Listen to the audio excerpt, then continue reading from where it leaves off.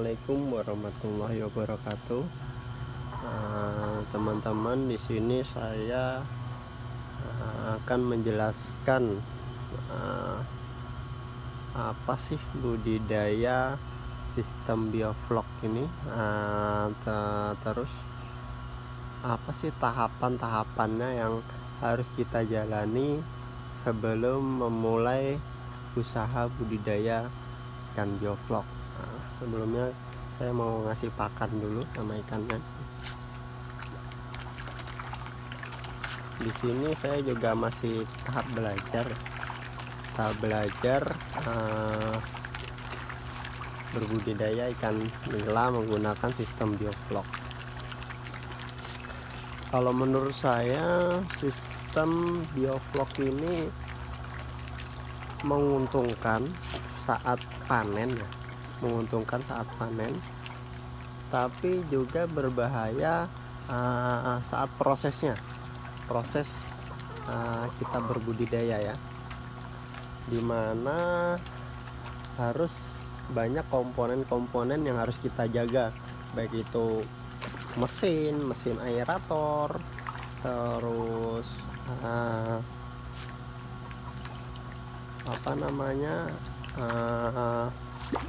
aerasi, dan yang paling penting menjaga kualitas air.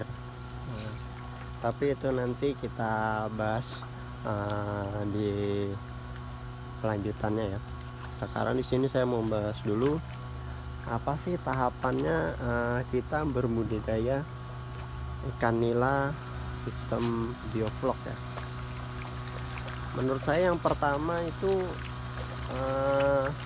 survei pasar. Kenapa saya bilang survei pasar? Karena di awal saya berbudidaya ikan nila itu sangat susah untuk menjual ikan. Saya tawarin dari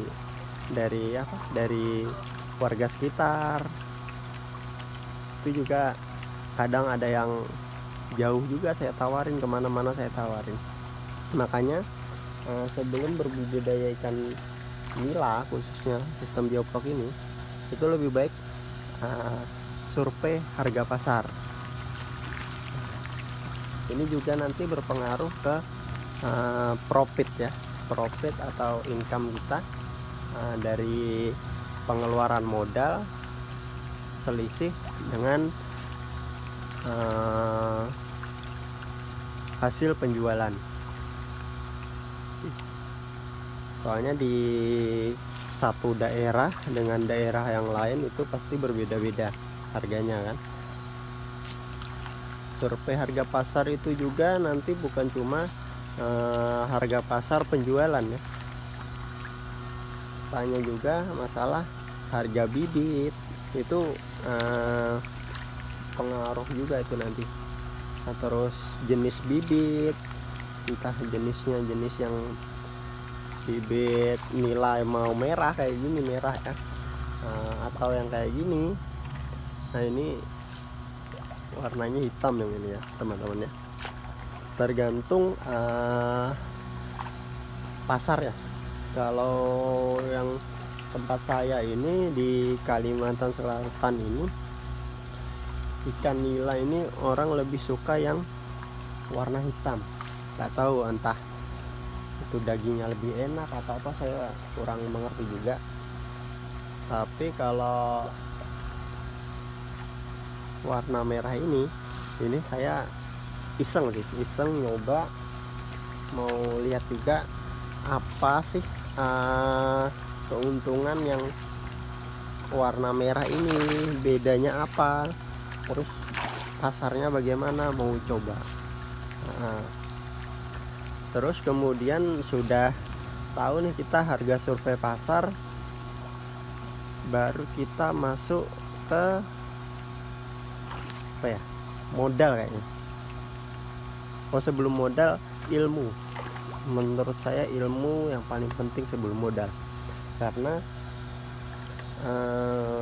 mau usaha apapun, mau budidaya apapun, kalau ilmunya nanggung atau kurang cukup, itu pasti hasilnya akan setengah-setengah. Baru kita mulai di pertengahan jalan udah menyerah. Kadang kayak gitu, karena ilmu yang kita pelajari itu nggak selesai.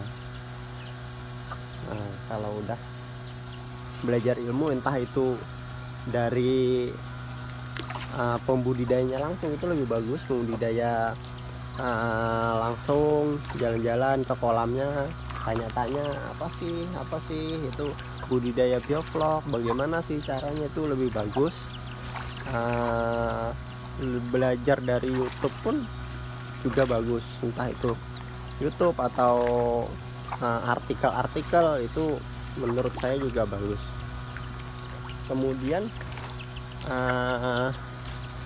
kalau udah nih ilmunya udah cukup, baru lari ke modal. Dimana modal ini menurut saya ada dua. Yang pertama modal uang, itu yang paling penting ya kan, modal uang. Kemudian modal tenaga. Modal tenaga itu juga penting menurut saya kalau sistem bioflok ini, soalnya tenaga kita harus lebih ekstra menjaga, yang mana dari segi pakan, entah itu dari segi air kita jaga, dari aerasi, aerator itu juga penting, saat mati lampu juga penting. Itu kita harus sigap cepat penanganannya kalau untuk sistem bioflok ini. Kembali lagi ke modal awal ya, ke modal awal itu banyak orang bilang usaha atau usaha milenial atau budidaya atau apapun itu, saya nggak pakai modal katanya. Kalau menurut saya itu omong kosong, karena kalau untuk budidaya itu paling penting poinnya itu modal. Sekarang saya jelaskan kenapa kok saya bilangnya harus modal, karena di awal aja udah kita harus punya modal kolam. Habis modal kolam, kita harus modal aerator. Aerator itu nanti ada selang, ada aerasinya dan lain-lain. Itu kan semuanya juga perlu modal, ya kan. Dan sistem bioflok ini setelah modal, baru kita masuk ke rencana plan kita ini mau sistem budidaya menggunakan skala kecil atau skala besar. Kalau kita budidaya menggunakan sistem atau skala kecil,